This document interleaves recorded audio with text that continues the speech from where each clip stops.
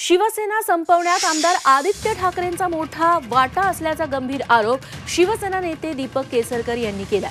उद्धव ठाकरेंना महायुतीसोबत जायचं होतं, मात्र आदित्य ठाकरेंना काँग्रेससोबत जायचं असल्यामुळे महायुती होऊ शकली नसल्याचा खळबळजनक दावा दीपक केसरकर यांनी केला।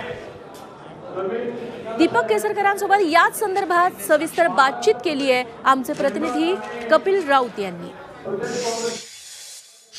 दीपक केसरकर जी आहेत त्यांच्यावरती आदित्य ठाकरेंचे आरोप केलेत, त्यांची उत्तर देण्यासाठी ते आपल्याबरोबर सर आदित्य ठाकरेंचे आरोप केलेले आहेत। सेना संपवण्यामध्ये आदित्य ठाकरेंचा फार मोठा वाटा आहे, कारण ज्या वेळेला मी आदरणीय मोदी साहेबांची आणि उद्धव साहेबांची भेट करून दिली त्यावेळेला ठरलेलं होतं की 15 दिवसाच्या आत युतीचं शासन हे महाराष्ट्रामध्ये येईल।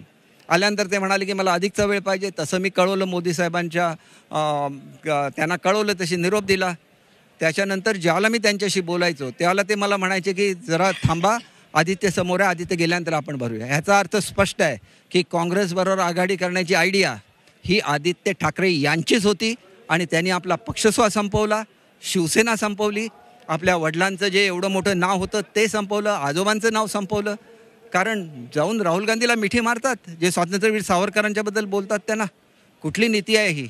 प्रेशर केलं होतं आदित्य ठाकरेंनी त्यांच्या वडिलांवरती, ते मी कसं मला समजणार? ते मला सांगायचे आदित्य समोर आहे, आता बोलू नका। ह्याचा अर्थ स्पष्ट आहे की त्याचा विरोध होता बीजेपी बरोबर जायला।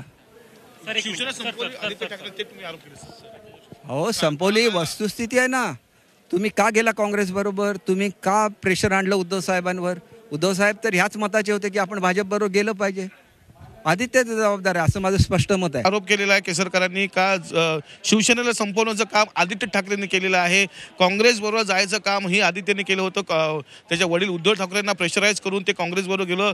आदित्यला भाजपाबरोबरची हिंदुत्ववादी युती मंजूर नव्हती याचे भयानक आरोप, धक्कादायक आरोप केसरकरांनी केलेले आहेत। व्हिडिओ जर्नलिस्ट नितेश कपिल राव, झी मीडिया, नागपूर।